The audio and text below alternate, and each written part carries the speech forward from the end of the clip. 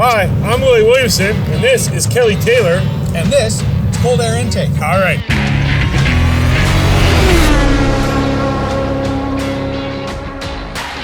So what do we got here today? It's a 2021 Jeep Gladiator Overland High altitude diesel.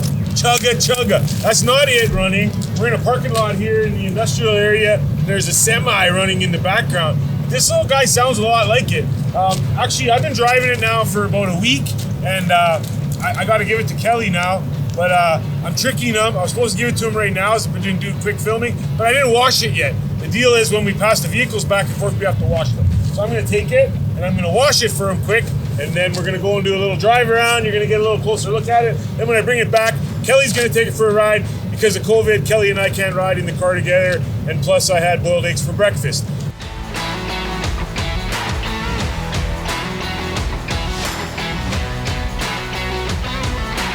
Well, I'm going to go and I'm going to give it a wash, and I'm going to give it a quick look, and then I'll come back and I'll give you the key back, and then you guys can figure out how you're going to film it and what you're going to do with it. But I'm jealous, man. Like, of all the, like, I love this thing. The whole time I had it, I was driving around with those roofs off when it was cold out, and I was just stopping at lights and chugga with the diesel going. You're going to really like it. So just to put it in perspective, for Willie, this is totally a full-on Charlton Heston.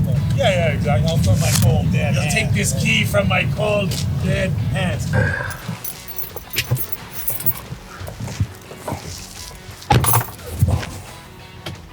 Oh yeah, Daddy's home.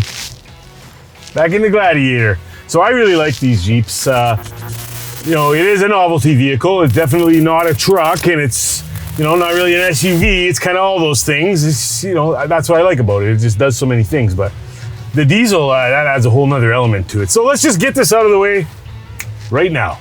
Yes, this thing is expensive. The base price is a mere $52,000. But by the time you add up all the bells and whistles that this one has, including the Snazberry Pearl paint, you're into this thing for $76,210 plus tax. The fact that this thing doesn't do everything that a full-size truck does, that's kind of, for me, the letdown.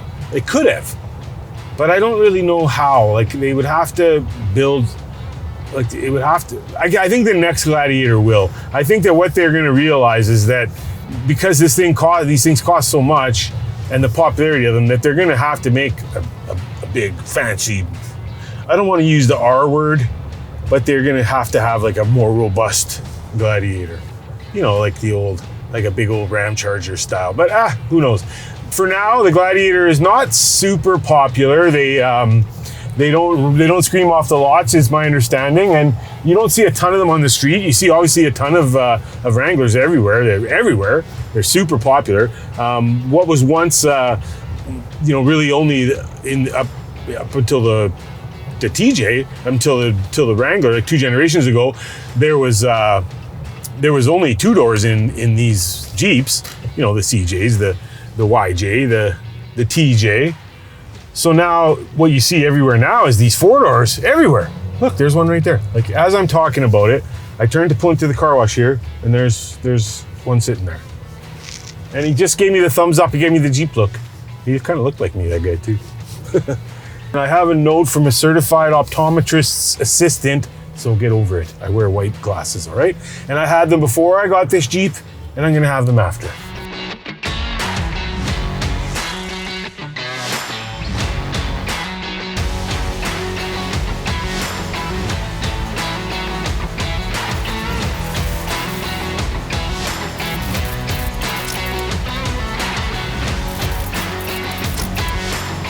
Okay, so I got her all washed up. Cost $4. The Snazberry Pearl is everyone looks at you and waves when you drive this Snazberry. I guess it's kind of a polarizing vehicle. It's definitely different looking. Kind of a Hummer look here. But yeah, the diesel to me is the game changer. I'm very interested in the diesel, but it comes to a point of price, right? I love how when you're driving a Jeep, I look in the mirror now, there's some round headlights right behind us. Like, they're very popular. And the popularity of them is not dwindling. If anything, I'd say it's increasing, especially given the pandemic and then the public's desire to want to get outside and enjoy the outdoors a little bit more, or forced to get outside and enjoy the outdoors a little bit more. I think you're going to find that these types of vehicles, with the new Bronco coming out, and these things that have this utility value, you can have fun with them, but you can also use it for some purpose. So is this a truck that can get you to Home Depot and, you buy yourself a new snowblower? Yeah, you throw it in the back, you're good. You don't have to rent a truck or bug your uncle that has a truck or whatever. But if you want to put your quad in the back of this thing, unless it's a kid's quad, it's probably not going to fit. You're not going to get your snowmobile in the back of there, and but it'll tow a trailer. It'll tow a trailer for that. So now the big question is it worth it to get the diesel in this? My advice to you, if you can afford the $5,000 more, well, actually it's more like almost $7,000 more, because you can't get the manual transmission with the diesel. So yeah, it's like, $7,000 option. If you can afford it, get it. This thing has 442 pound-feet of torque, 260 horse. It's like 442 pound-feet of torque. That's like 70s muscle car sounding. And you feel it. There's no lag with this at all. This turbo just jumps right off the line. You're not waiting for nothing. The second you give it a little gas, away you go. Obviously, I'm not going to rug it through town like crazy, but yeah, it's a lot of fun. I mean, I feel like a little bit of a first responder in this vehicle, for one thing. Look at it. Just look at it. Especially with the diesel. That's how it sounds.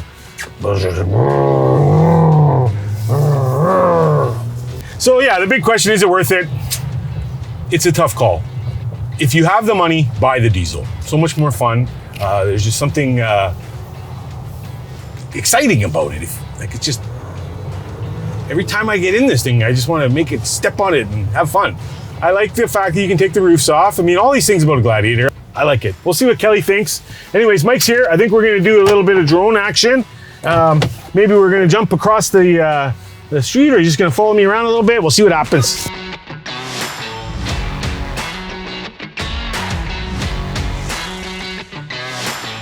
Okay, it cost me $4 to wash it.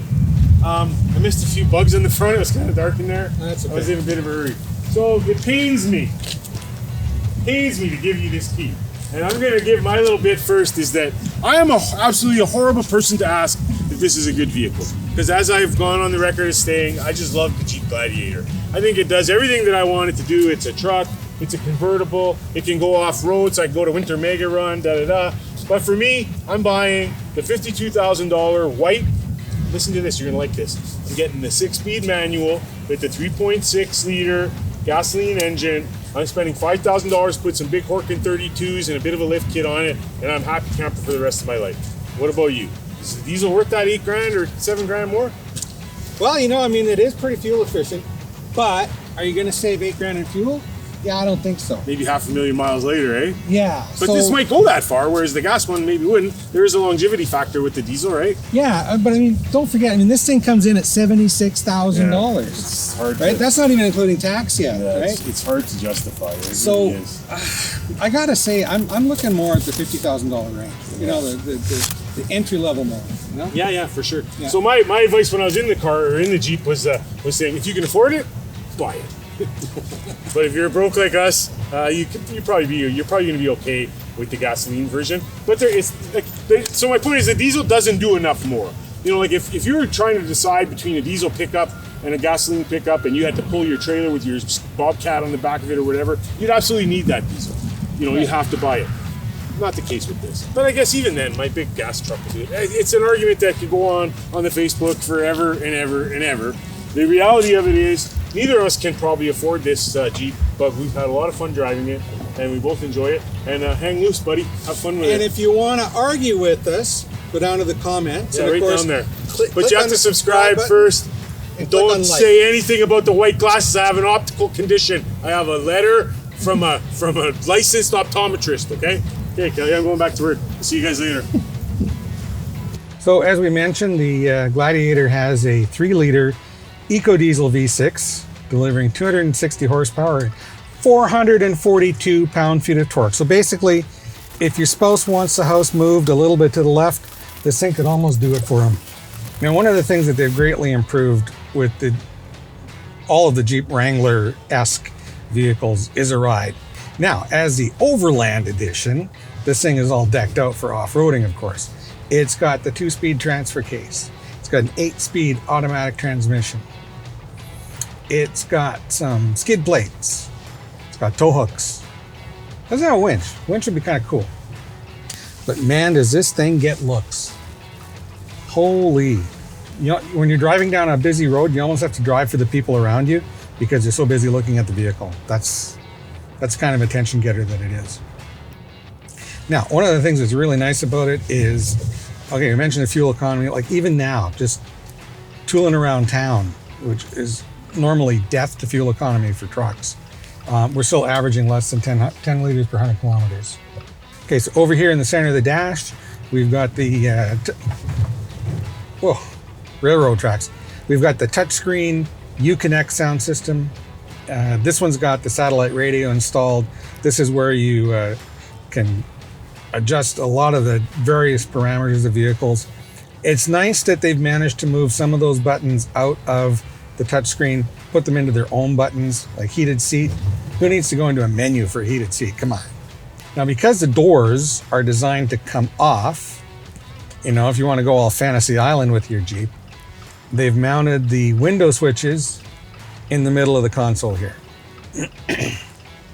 And it's also where you get charging ports and power points and a little storage thing, which is handy for coins and keys and other stuff like that. And even though the satellite system is largely touchscreen based, it's got actual knobs for volume and for adjusting the station. And it's got buttons on the back of the wheel here to do those as well. Okay, so you've got the transfer case skid plate, selectable tire fill alert, 2.72 to 1 command track part-time 4-wheel drive system, Torx toolkit for top and door removal. These roofs come off, but you don't actually need any tools, which is kind of cool. It's just little levers. 3.73 rear axle ratio, a Dana M210 front axle, a Dana M220 rear axle, 4 and 7 pin wiring harness, class 2 hitch receiver, 400 watt inverter, 220 amp alternator, 650 amp maintenance free absorbed glass matte battery. That's what AGM stands for.